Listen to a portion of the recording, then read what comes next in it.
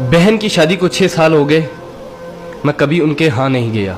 ईद शब रात अम्मी या अब्बू चले जाते थे।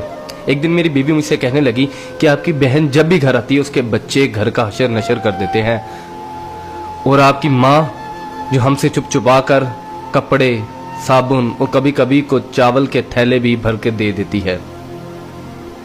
अपनी माँ से कहो ये हमारा घर है, कोई खैरात सेंटर नहीं। मुझे ये सुनकर बहुत गुस्सा आया कि मैं अपने घर का बहुत मुश्किल से गुजारा कर रहा था और मेरी माँ सब कुछ मेरी बहन को दे देती है। बहन एक दिन घर आई हुई थी तो उसके बेटे ने टीवी का रिमोट तोड़ दिया। मैंने माँ से गुस्से से कहा कि माँ, बहन को कहा करो ईद के दिन आया करे, और ये जो आप साबुन, चावल और ये जो चीज़ें देती हो इनको बंद करें।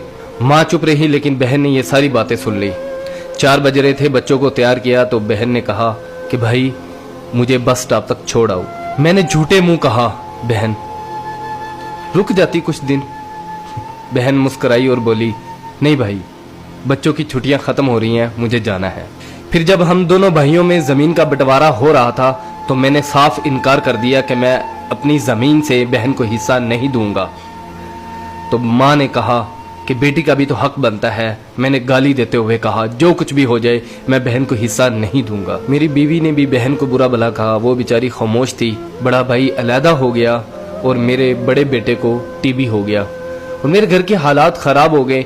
जितना सब कुछ था मैं उसके इलाज पे लगा चुका था। मेरे पास इलाज करवाने के पैसे नहीं थे, मैं बहुत परेशान था। लाखों रुपए लगा चुका था और भूख सर पे थी। परेशानी की हालत में कमरे में बैठा शायद अपने हालात पे रो रहा था। उसी वक्त मेरे घर में वही बहन आई। मैंने गुस्से से बोला ये आ गई मनहूस। मैंने बीवी को कहा कुछ तैयार करो बहन के लिए। बीवी मेरे पास आई और कहा कोई जरूरत नहीं गोश्त और बिरयानी बनाने की। फिर 1 घंटे बाद वो मेरे पास आई।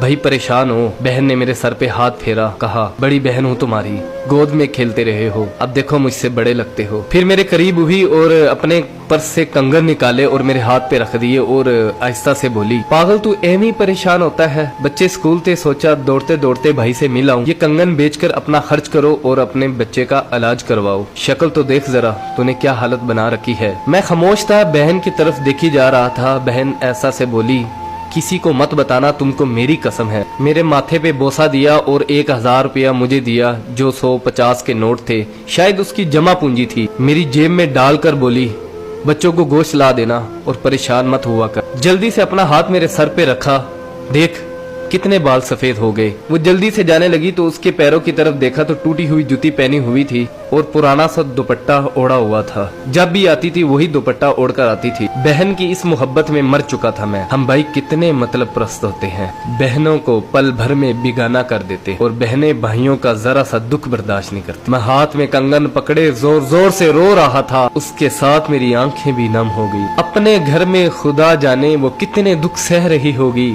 कुछ लम्हे के लिए अपनी बहनों के पास बैठकर हालचाल पूछ लिया करो, शायद उनके चेहरों पे कुछ लम्हों के लिए एक सुकून सा आ जाए। बहनें माँ का रूप होती हैं और भाई बाप का रूप होते हैं।